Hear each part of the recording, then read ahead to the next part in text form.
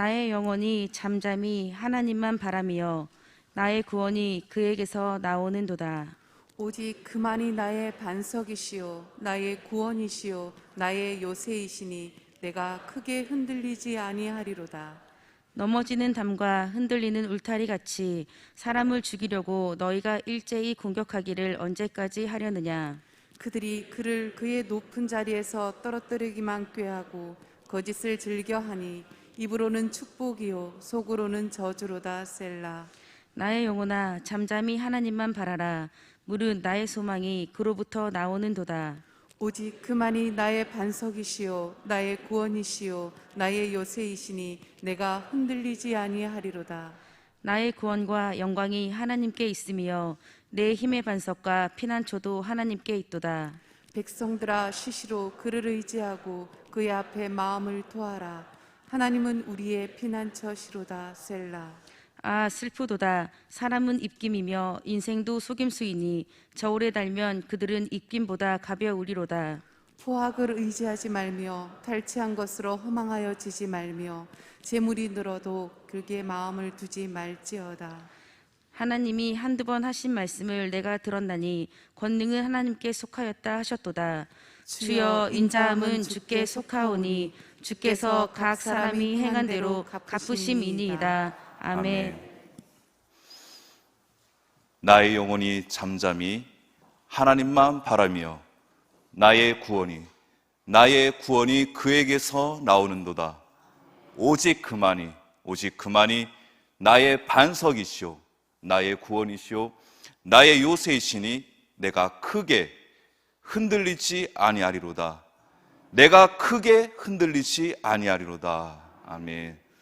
사랑하는 성도 여러분, 이 새벽에 여러 가지 기도 제목을 가지고 또 주의 말씀을 붙잡기 위해 이 새벽을 깨우신 우리 모든 우리 시냇가 푸른나무교회 우리 성도 여러분과 또 타교회 이웃교회에서 오신 분들 또 여러 가지 방송으로 인터넷으로 모바일로 이 시간 이 예배를 드리시는 모든 분들에게 주님의 동일한 은혜가 함께 하시기를 주님의 이름으로 간절히 축원드립니다. 아멘. 그 이스라엘 국기를 보면은 그 가운데 그 다윗의 별이라는 것이 있죠. 네. 이 다윗의 별. 이스라엘 국기에도 그 다윗의 별이 이렇게 나타날 정도로 이 다윗 왕국 때 이스라엘 역사상 얼마나 그 찬란한 왕국을 이루었는가, 얼마나 그 화려한 업적을 이루었는가를 역사상으로 이 국기를 통해서라도 우리는 잘 알 수 있습니다. 그만큼 이 다윗이라는 인물이 하나님 앞에 얼마나 귀하게 존귀하게 쓰임 받았는가, 그리고 그가 얼마나 하나님을 신실하게 의지하였던 사람인가 우리가 알 수 있는데, 그만큼 화려한 왕국을 이룬 만큼 그만큼 다윗이 훌륭한 사람으로 어떤 이스라엘의 위인으로 평가를 받는 만큼이나 그의 인생은 참 녹록지 않았습니다. 많은 일들이 있었습니다. 다윗의 인생은 한마디로 그 질풍노도의 그 시기를 보냈다 해도 과언이 아닐 정도입니다. 왕이 되기 전까지는 이제 골리앗을 물리치고 어떤 영웅으로 추대를 받아야 되는데 오히려 왕권을 위협하는 어떤 반역자로 이제 몰려서 오랜 세월 동안 도망자의 신세로 지내야 됐고, 그렇게 어렵게 왕이 됐음에도 불구하고 아들 사이에 피비린내 나는 살인이 일어나고, 심지어 아들의 어떤 반역과 또 충신의 반역, 이런 어려움, 정말 마음과 여러 가지 삶을 어렵게 만드는 일들이 일어났죠. 뿐만이 아닙니다. 거의 말년에는 어떤 자신의 가지고 있는 이 업적과 어떤 그 권력을 한번 계산해 보기 위해서 인구조사를 했다가 오히려 하나님의 심판에 따라 역병으로 수만 명이 목숨을 잃는 이런 여러 가지 어려움들이 있었습니다. 그럼에도 불구하고 하나님께서 그 다윗이라는 한 사람의 그 마음의 중심을 보시고 그를 정말 높여주셨고, 다윗 또한 그 어려움 속에서도 가장 영적으로 심적으로 평안함을 느낄 때가 언제였냐 하면, 어떤 자신이 어떤 가지고 있는 왕권 때문에 평안함을 누린 것도 아니고, 수많은 어떤 궁전의 그 재물 때문에 평안함을 누린 것도 아니었고, 오직 그가 하나님만 바라볼 때, 하나님만 의지하였을 때 진정한 영적 평안함을 누렸음을 우리가 다윗이 쓴 시편을 통해서 알 수 있습니다. 먼저 우리가 다윗이 어떠한 인생을 살았는지 한번 살펴보겠습니다. 시편 23편 4절 말씀 보면 내가 사망의 음침한 골짜기로 다닐지라도,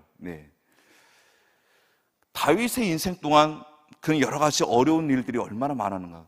그의 삶을 스스로 사망의 음침한 골짜기로 다녔다라고 표현을 했습니다. 혹이라도 여기 계신 우리 모든 여기 계신 분들 중에 지금 사망의 음침한 골짜기 같은 그런 어려운 삶의 길을, 그 삶의 걸음을 걷고 계신 분 혹시 계시지 않습니까? 다윗 또한 그랬습니다. 다윗 또한 그랬다면 우리의 삶 가운데 언제든지 이 사망의 음침한 골짜기 같은 이런 어려움들은 찾아올 수 있다는 것입니다. 또 23편 5절 말씀 보면 주께서 내 원수의 목전에서 내게 상을 차려주시고라고 말씀하고 있죠. 다윗을 칭송하고 그를 높이는 많은 사람들을 있는 반면에 정말 다윗을 어떻게 해서든 끌어내리고 그를 몰락시키려고 분노와 그 권력의 칼을 가는 수많은 세력들이 있었음을 이 시편 23편 5절 말씀을 통해서 알 수 있죠. 우리가 인생을 살아가면서 내가 좋아하는 사람, 내가 만나기 편한 사람만 만날 수 있는 것이 아닙니다. 때론 나를 대적하는 사람들도 만날 수 있고, 때론 나를 힘들게 하는 사람들도 만날 수 있고, 때론 나를 괴롭게 하는 사람들도 만날 수 있음을 이 다윗의 시편 속에서 우리는 알 수 있습니다. 오늘 본문 3절 말씀을 한번 볼까요? 3절 말씀 보면 넘어지는 담과 흔들리는 울타리라는 표현을 하고 있죠. 이 담과 울타리의 주요 용도가 무엇인가요? 어떤 이게 보호를 한다는 무언가의 어떤 보호 장치잖아요. 담과 울타리는요. 근데 그 담과 울타리가 넘어지고 흔들렸다고 표현하고 있습니다. 다윗이 사는 동안, 그가 인생을 살아가는 동안 자신의 담이 넘어지고 울타리가 흔들리는 것 같은 이런 수많은 어려움들이 계속해서 연속됐다는 것이죠. 그런 세력 속에서도 그는 결코 낙심하지 않고 하나님만 바라보았음을 알 수 있습니다. 자, 또 4절 말씀도 한번 볼까요? 그들이 그를 높은 자리에서 떨어뜨리기만 꾀하고 거짓을 즐겨하니 입으로는 축복이요 속으로는 저주로다. 입으로는 축복이요 속으로는 저주로다. 우리가 참 이게 사람을 믿을 수 없는 게 겉으로 나에게 예, 아유 감사합니다, 축복합니다, 사랑합니다 이렇게 겉으로 이렇게 말로는 표현하지만 속으로는 저 인간 어떻게 하면 넘어뜨릴까, 어떻게 하면 저 인간 끌어내릴까, 속으로 이렇게 분노의 칼을 가는 사람들이 많다는 것입니다. 그래서 우리가 이런 말이 있잖아요.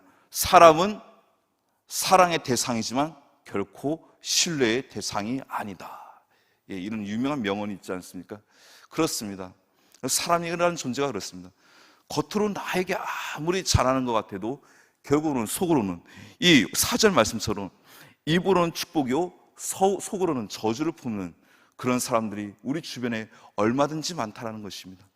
그렇기 때문에 우리가 때론 이런 나를 힘들게 하고 어렵게 만나는 사람들에 대해서 내가 억장이 무너져 주저앉고 낙심하는 것이 아니라 성경 말씀 그대로 이미 증명하고 있어요. 사람이란 존재가 원래 다 그래요. 아무리 성자 같은 사람도 실수를 하게 되어 있습니다. 아무리 그 역사상 훌륭한 왕이었던 사람도 그 역사의 후면을 들여다보면 그의 실수한 흔적과 나약한 모습들이 얼마나 많이 있는지 모릅니다. 심지어 다윗 스스로도 그렇지 않았습니까? 이 다윗과 같은 성군도 그의 삶 속에 연약한 여러 가지 모습들이 있었습니다. 특별히 밧세바 사건, 이 사건 하나만 보아도 다윗이 하나님을 섬기는 그런 신실한 성군이었음에도 불구하고 그 또한 연약한 한 사람이었음을 성경에서 이미 증명하고 있는 것입니다. 9절 말씀을 한번 보겠습니다. 9절 말씀 함께 읽겠습니다. 슬프도다 사람은 입김이며 인생도 속임수이니 저울에 달면 그들은 입김보다 가벼우리로다. 아멘. 결국 모든 사람의 인생이 이렇다는 거예요. 우리가 인생을 너무 의지해서는 안 됩니다. 때론 나에게 너무 잘해준다고 그 사람한테 우리가 마음을 너무 이렇게 혹 뺏기는 경우가 있잖아요. 절대 그럴 필요 없다는 것입니다. 그냥 그렇게 나한테 잘해주면 감사합니다, 뭐 이 정도 선에서 끝나야지, 마음까지 다 줬다가 나중에 뭐 배신당하고 그런 어려운 일들을 당하는 경우들 얼마나 많이 있습니까? 특별히 사업하시는 분들 이런 경우 정말 많지 않습니까? 그렇기 때문에 우리가 이러한 현실을 살아가는 이때, 그 누구도 의지할 수 없는 이때 우리가 누구를 의지하고 누구를 바라보아야 될 것인가? 오늘 제가 서두에 언급했던 오늘 본문 1절에서 2절 말씀, 이 말씀이 가장 핵심적인 정답인 줄 믿습니다. 우리 다 함께 1절, 2절 말씀 함께 읽겠습니다. 구원이 잠잠히 하나님만 바라며 나의 구원이 그에게서 나오는도다. 오직 그만이 나의 반석이시요 나의 구원이시요 나의 요새이시니 내가 크게 흔들리지 아니로다. 아멘. 그렇습니다. 우리가 바라봐야 될 것은 오직 이 다윗의 고백과 같이 우리의 영혼이 하나님만 바라보고 그를 나의 온전한 반석, 나의 구원, 나의 요새로 그분을 신뢰할 때 이 누구도 의지할 수 없는 인생 속에서, 그 무엇도 신뢰할 수 없는 이 불확실한 상황 가운데서 우리의 삶이 진정한 안정감을 찾을 수 있습니다. 다윗이 고백했듯이 그가 진정한 어떤 마음의 평안을 누릴 때는 자신을 유지해 주는 그 화려한 왕권도 아니었고 궁전의 재물도 아닌 오직 하나님만 바라봤을 때 그가 진정한 영적인 평안함을 누렸음을 우리는 오늘 이 말씀을 통해서 다시 한번 확인하고, 이 다윗의 고백이 진정한 우리의 고백이 되어야 될 줄 믿습니다. 이 말씀을 5절에서도 비슷하게 반복하고 있습니다. 5절 말씀도 우리 함께 읽겠습니다. 나의 영혼아 잠잠히 하나님만 바라라. 무릇 나의 소망이 그로부터 나오는도다. 아멘. 이 내용이 얼마나 중요했으면 다윗이 5절에서도 연거푸 반복을 할까요? 우리가 정말 이 세상을 의지할 수 없는 이 현실 속에서 정말 하나님만 의지한다면 그 하나님을 의지하는 그 자세 또한 분명히 달라져야 될 줄 믿습니다. 8절 말씀 한번 보겠습니다. 8절 말씀 보면 백성들아 시시로 그를 의지하고, 그를 의지하라고 나와 있습니다. 자, 이 의지라는 표현은요, 단순히 어떤 믿음의 표현과는 또 다른 의미입니다. 정확히 표현하면 신뢰라는 의미예요. 신뢰. 자, 이 신뢰라는 단어는 결코 모든 것을 완벽하게 확신하고 믿을 수 있는 상황에서 쓸 수 있는 단어가 아닙니다. 모든 것이 불확실하고 모든 것이 불안정한 상황에서 분명히 신뢰할 수 있는 대상이 있을 때만 이 신뢰라는 단어를 쓸 수 있는 거예요. 그래서 다윗은 온전히 이 불확실한 현실, 불확실한 상황, 그 누구도 의지할 수 없는 그 상황 가운데서 온전히 하나님만 의지했다라고 나와 있습니다. 자, 여기서 시시로란 뜻은 항상, 영어로 always, 항상 우리의 모든 상황 가운데서 하나님을 신뢰했다라는 것입니다. 지금 우리는 이 코로나19 상황을 통해서 그 어떤 것도 안전지대가 없습니다. 식당을 갈 수도 없죠. 지금 이 교회에 모여서 예배드리는 것도 사실 굉장히 어떻게 보면 외줄타기와 같은 그런 상황이죠. 그럼에도 불구하고 이 예배의 자리를 지키는 우리 모든 성도 여러분들께 하나님의 크신 은혜가 있기를 원합니다. 식당도 갈 수 없고 학교도 갈 수 없고 하여튼 사람이 모이는 곳은 그 어떤 것도 갈 수가 없습니다. 안전지대가 없어요. 코로나19 상황뿐만 아니라 모든 상황 가운데 마찬가지죠. 옛날에 군대에는요, 주로 이제 그 의무병과가 정형외과 중심으로 이렇게 존재했었어요.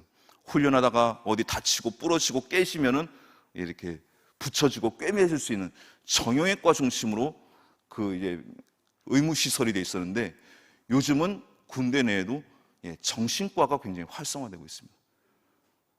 군대에서도 예기치 않은 자살 사고가 많이 일어나고, 예기치 않은 총기 사고가 많이 일어나고, 예기치 않은 아주 돌발적인 그런 상황들이 많이 일어나다 보니까 요즘 군대에서도 이 정신과가 지금 활성화되고 있습니다. 그리고 요즘 사업을 할 때, 비즈니스를 할 때도요, 제일 인기 있는 비즈니스 비즈니스가 뭐냐면 상대방을 안심시켜주는 그 직종이 제일 인기가 있대요. 어디에 투자를 하려고 하는데 어디에 투자를 하는 게 제일 좋겠냐, 이것을 상담해주는 투자 상담가, 요즘 제일 뜨고 있죠. 또 내가 요즘 어디에다 보험을 많이 들어놨는데 이 보험이 혹시 보험금이 헛된데 지금 새지 않고 있는가, 내가 들은 보험을 이렇게 점검해주고 정리해줄 수 있는 보험 설계사, 제일 인기가 있습니다. 그리고 요즘은 식당에서도요, 여러 번, 이건 국산에서 온 제품입니다. 국산품입니다. 여러 번 이야기를 해줘야 사람들이 안심하고 그 음식을 사 먹을 수 있다는 거예요. 그만큼 이게 세상을 믿기가 어렵다는 것이죠. 그리고 우리의 삶이 과연 안정된 삶 가운데 있느냐? 아닙니다. 질병으로부터 과연 자유할 수 있는가? 요즘은 이제 건강검진 시스템이 아무리 잘 돼 있어도 우리가 질병으로부터는 자유할 수 없습니다. 이미 건강검진을 통해서 뭔가 이상이 있다고 딱 발견하는 순간 이미 손을 쓰기 힘든 상황까지 넘어가 있는 거예요. 조기 치료, 조기 발견이 건강검진을 통해서 절대 해결이 안 된다는 거죠. 그렇기 때문에 우리가 이 어려운 현실 가운데, 이 불확실한 상황 가운데 오직 하나님만 의지할 수밖에 없는 이 다윗의 고백이 진정한 우리의 고백이 되어야 될 줄 믿습니다. 우리 11절, 12절 말씀 함께 있습니다. 함께 읽겠습니다. 하나님이 한두 번 하신 말씀을 내가 들었으니 권능은 하나님께 속하였다 하셨도다. 주여, 인자함은 주께 속하오니 주께서 각 사람이 행한 대로 갚으시니이다. 아멘. 오직 권능은 주님께만 있다는 것입니다. 자, 오늘 우리가 읽은 이 시편 62편에서 제일 핵심 단어는 무엇이냐? 바로 오직이란 단어입니다. 오직. 세상에 그 무엇도 아닌, 그 다른 것도 아닌 오직 하나님만, 주님만 의지하라는 겁니다. 주님만 바라보라는 것입니다. 주님만 신뢰하라는 것입니다. 세상에 다른 것 의지하지 말라는 거예요. 바라보지 말라는 거예요. 신뢰하지 말라는 거예요. 주님만 바라보라는 거예요. 하나님께서 우리의 이런 불확실한 현실 속에서 여전히 너 나를 정말 신뢰할 수 있겠니? 오늘도 우리에게 질문하고 계십니다. 너 나만 바라볼 수 있겠니? 나만 의지할 수 있겠니? 너 주변에 지금 아무것도 없는데, 너를 도와줄 사람도 없고, 너를 뒷받침해 줄 수 있는 그 어떤 백그라운드도 없고, 너 지금 돈도 없지. 그런데 그럼에도 불구하고 나만 의지할 수 있겠니? 주님은 오늘도 우리에게 이러한 질문을 하고 계십니다. 저는 이제 담임 목회는 아니지만 오랜 시간 이제 부교육자로 교회를 섬기고 목회를 하면서 한 가지 분명히 느끼는 것은 이 목회는 정말 내 힘으로 할 수 없다는 거예요. 왜요? 사람이 사람을 결코 변화시킬 수 없기 때문입니다. 하나님이 도와주셔야 돼요. 하나님이 나를 통해 역사해 주셔야 돼요. 하나님이 결국에는 모든 것을 다 해놓으셔야 이게 일이 되는 거예요. 내가 아무리 잘하려고 발버둥 쳐도, 내가 아무리 뭔가 해보려고 그냥 몸부림쳐도 안 된다는 게 목회라는 것. 시간이 가면 갈수록 절실하게 깨닫게 됩니다. 그러니까 앞으로 저에게 하나님께서 이 허락하신 이 사역의 시간, 사명의 시간이 언제까지 될지 모르지만 저는 오늘 이 말씀을 통해 더욱더 저의 모든 사역을 주님께 온전히 의지하며 의탁하며 감당하기를 원합니다. 정말 하나님이 해주셔야 되겠고요. 사람이 변화시킬 수 없어요. 12절 말씀에 주께서 각 사람이 행한 대로 갚으신다 말씀하셨죠. 각 사람이 행한 대로 갚으신다. 무슨 뜻입니까? 흔히 우리 믿는 사람들 중에서도 안 믿는 사람 못지않게 세상 가운데 살면서 불법을 행하고 악행을 저지르는 사람들이 많다는 거예요. 가끔씩 우리 교구 식구들이 일하고 있는 사업장을 찾아가 보면 그런 말씀을 들을 때가 제일 마음이 아픕니다. 목사님, 세상에 믿는 사람들이 더합니다. 믿는 사람들이 더해요. 그 암흑의 권사님, 정말 그 어느 교회 다니신다는데 정말 고개가 절레절레 흔들려요. 그 아무개 집사님 어느 교회 그 건물주, 어느 교회 다니시는 건물주인데 정말 지독해요. 믿는 사람들이 더하다라는 거예요. 나는 예수님을 믿는 사람입니다. 나는 교회 집사입니다. 권사입니다. 장로입니다. 목사입니다 하면서도 세상에 온갖 불법을 저지르고 악행을 저지르는 사람들이 있다는 거예요. 근데 본인은 그걸 느끼지 못해요. 왜요? 그런 사람들은 악행을 저지르면서도 하나님은 내 편이십니다. 나와 함께 하십니다. 그렇게 고백하기 때문에. 여러분들, 우리가 분명히 아셔야 될 게 있습니다. 우리가 하나님이 내 편이라고 고백하기 이전에 내가 먼저 하나님의 편에 서야 됩니다. 악행을 저지르는 모습, 불법을 저지르는 모습은 결코 내가 하나님 편에 선 모습이 아니에요. 내가 하나님 편에 서 있지도 않으면서 하나님이 내 편이라고 고백한다면 그건 위선입니다. 완벽한 위선이에요. 하나님이 내 편이라고 고백하기 이전에 우리가 먼저 하나님 편에 서야 될 줄 믿습니다. 아브라함 링컨 대통령이 그런 고백을 했잖아요. 이제 그 남군과 북군이 이 노예 해방 문제로 전쟁을 치르고 있을 때 이제 그 밑에 참모가 그렇게 얘기했잖아요. 이 전쟁에 지금 우리가 다 이겨가고 있습니다. 하나님이 우리 편이시기 때문에 반드시 우리는 승리할 것입니다. 그때 링컨이 어떤 고백을 했습니까? 하나님이 내 편이기 이전에 우리가 과연 하나님 편에 제대로 서 있는지 우리가 다시 한번 돌아보고 그걸 묻기를 원합니다. 우리가 하나님 편에 먼저 서야 될 줄 믿습니다. 그 하나님 편에 서는 모습이 무엇입니까? 오늘 이 다윗의 고백과 같은 바로 오직 하나님만 바라보고 하나님만 의지하는 것, 세상의 다른 것을 의지하지 않는 것, 이것이 정말 하나님 편에 올바로 서는 것입니다. 그래서 10절 말씀에 이렇게 말씀하고 있지 않습니까? 포악을 의지하지 말며 취한 것으로 허망하여 지지 말며 재물이 늘어도 거기에 마음을 두지 말지어다. 얼마나 믿는 사람들 중에서도 악행을 저지른 사람들이 많았다면 다윗이 이런 고백을 했을까요? 포악을 행하지 마라. 취한 것으로 허망해지게 되겠다.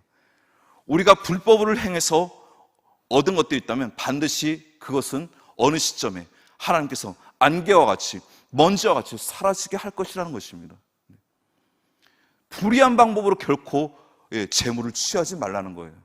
하나님이 원하시지 않은 방법으로 결코 모든 것을 얻으려 하지 말라는 거예요. 우리 주변에도 그런 분들 얼마나 많이 있습니까? 불의한 교회 집사님이신데, 권사님이신데, 장로님이신데, 심지어 목회자들 중에서도 불의한 방법으로 뭔가 얻으려고 했다가 깜빵 신세진 분들 얼마나 많이 있습니까? 제가 우리 교회 오기 전에 타 교회 있으면서 그런 분들 여러 번 신방을 가봤습니다. 참 안타까워요. 그 몇 푼 좀 이렇게 더 얻으려고 했다가 재물이 늘어도 거기에 마음을 두지 말지어다.